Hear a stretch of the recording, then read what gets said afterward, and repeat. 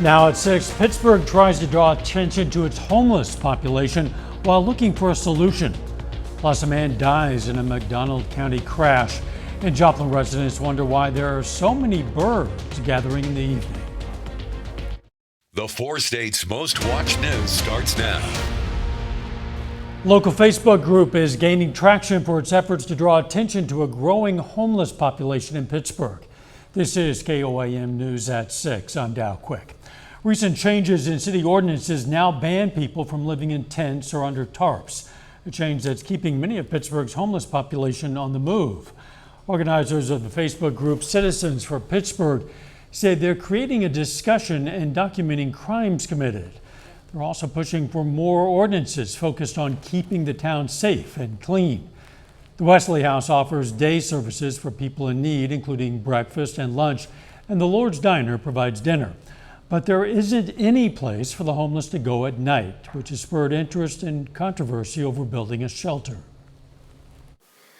A lot of people just need that one spot where they can go and they can feel safe, fall asleep. Because, man, when you out here in the streets, a lot of bad stuff can happen, especially if you ain't got a buddy.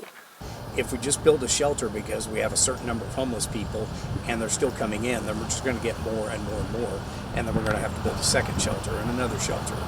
And that's not going to do Pittsburgh any good. Tonight at 10, KOAM's Tanya Bach gives us a closer look at the Pittsburgh homeless community, where they are living and how they are living. A Goodman, Missouri man is dead after a pickup went off the road on a curve and struck a tree. That crash occurred last night on Route 6C, about 3 miles east of McNatt, Missouri. The driver, Logan Mitchell, died at the scene. A Yates Center, Kansas man is dead from a 2-vehicle crash on U-75 in Woodson County. The Highway Patrol says 72-year-old Wayne Faulkner was making a left turn when a pickup struck his vehicle from behind. Faulkner's vehicle overturned several times. Wayne Faulkner died at the scene. A passenger, 63-year-old Karen Faulkner, was taken to the hospital with suspected serious injuries. The Missouri Highway Patrol releases Labor Day holiday crash and arrest statistics. The patrol says 12 people died in traffic crashes. Those fatalities occurred out of 306 reported total crashes. Additionally, troopers reported 146 traffic injuries, 119 DWI traffic arrests, and 19 drug arrests. No fatalities to report out of 11 boating crashes, though there were 2 injuries. We need some rain. Some of us are getting it. Let's check in with Chief Meteorologist Doug Heddy.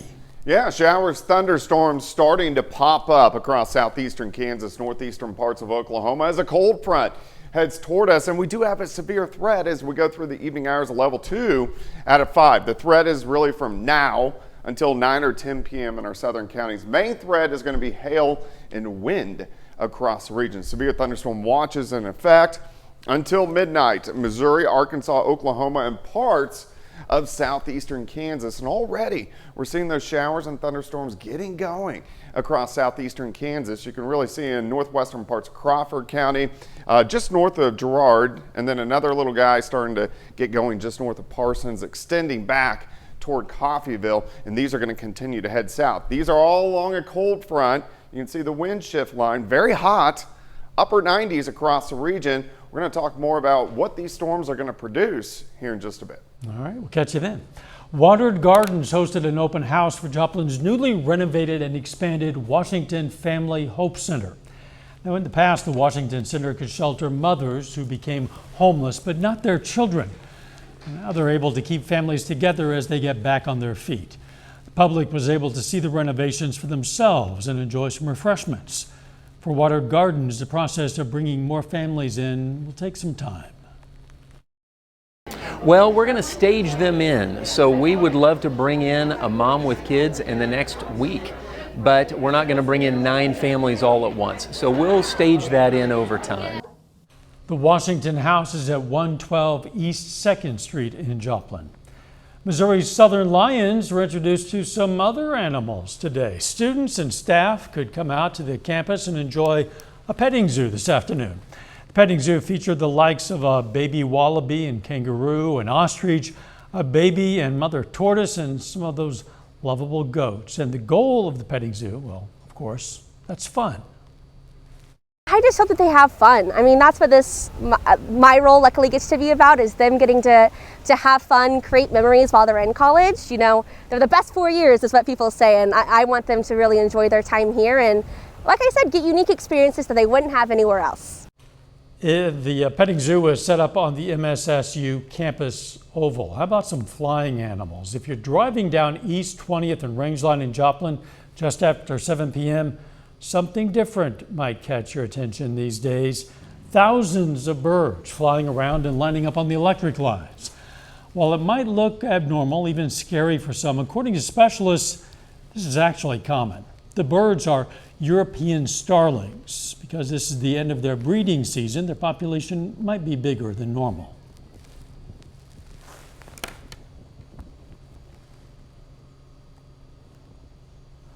Bird experts say a possible reason for them to be lining up at that area at that specific time of the day is the availability of food. Coming up, some bad news for Chiefs fans. John's going to have details for us coming up in sports. Plus, a new Missouri law allows workers' comp for PTSD among first responders. A new Missouri law makes first responders suffering from post-traumatic stress disorder eligible for workers' comp. Many in the line of duty say it's been needed for some time. Reporter Morgan Barish has details. Apparently, we're having some technical difficulties and do not have that report for you at the moment. We will try to have that a little bit later in this broadcast. Also later, Pitt State isn't resting on their laurels after starting their season with a win. John's going to have more on guerrilla preparations for week 2. Plus, we have thunderstorms exploding in southeastern Kansas right now. I'm going to have all those details coming up.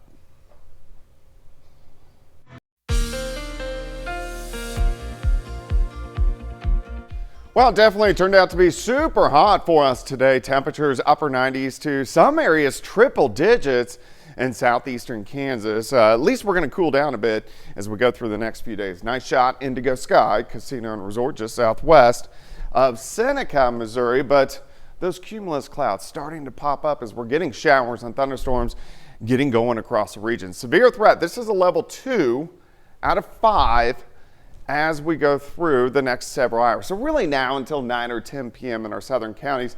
Overall tornado threat is low. I think the higher threat is going to be hail and wind as we go through the next several hours. But severe thunderstorm watches in effect, sliver of Kansas, Oklahoma, Arkansas, southwestern parts of Missouri. We've been watching this cold front. You can see this line of cumulus clouds right through southeastern Kansas. Thunderstorms firing right ahead and along the front, really getting going over the past several hours. So if you look off toward the northwest, if you're near Joplin, you're going to see those clouds really starting to spike. Well, let's go ahead, zoom in. We're going to go into Crawford County. Here's Pittsburgh over toward Girard. Pretty good thunderstorm, northwestern parts of Crawford County. We have one storm, which is moving out of Neosho County, and then if you head into northern parts of Lebec County, Parsons over toward Mountain Valley, a pretty good thunderstorm just to the northeast of Coffeyville. So these are continuing to pop up and will continue to do so as we go through the next few hours. So by about 7 p.m., we're going to have thunderstorms getting going southwestern Missouri or west central Missouri. Vernon County just north of Stockton, and then stretching back through Pittsburgh, Oswego, and into northeastern parts of Oklahoma. As we continue through the evening, these start to drive south and east. So thunderstorms along and north of the I-44 corridor. At this time, getting into Ottawa County, just west of Grand Lake. Let's go to about 10 p.m.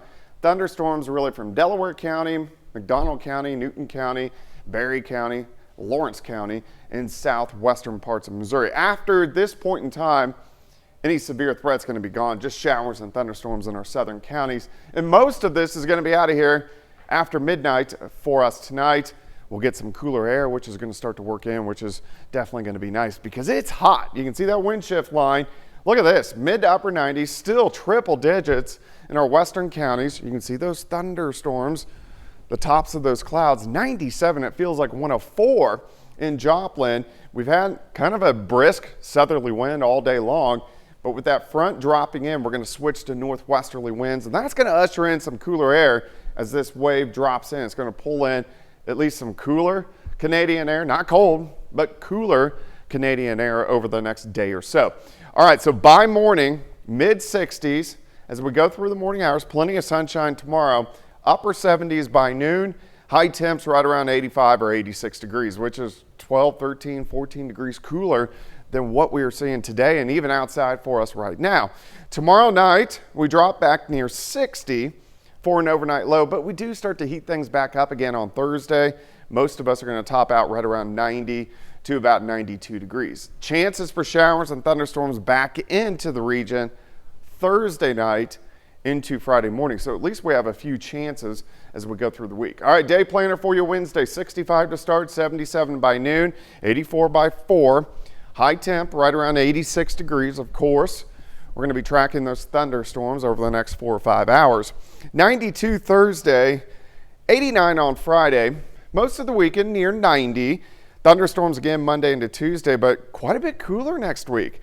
Most of the days, high temps into the 80s, which is way better than near 100 that we've seen the past couple days. Yeah, and lows maybe around 60 in some cases. Which is pretty good. Getting a little sneak preview of I fall. know. What it It's sounds September. Like. You bet. Thanks, Doug. We now have that report on a new Missouri law concerning PTSD among first responders.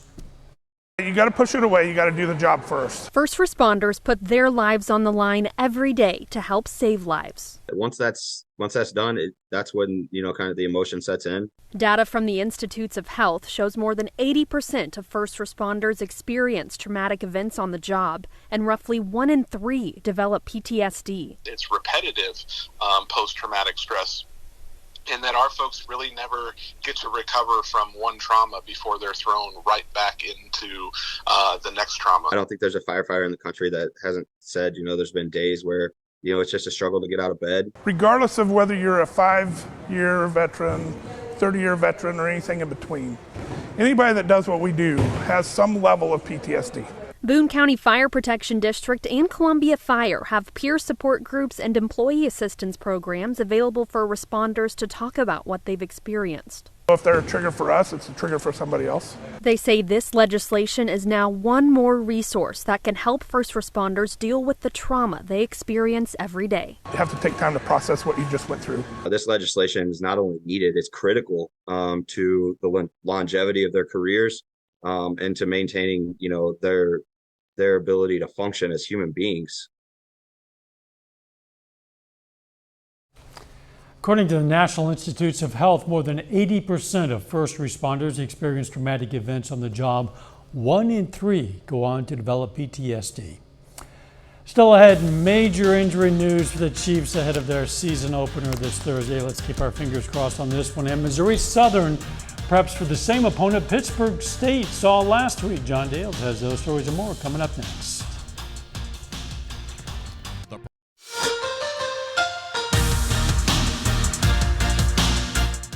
We are on to week 2 of the college football season. Now, Pittsburgh State opened the year as the 4th-ranked team in the country and used a strong second half to surge past Washburn in its season opener.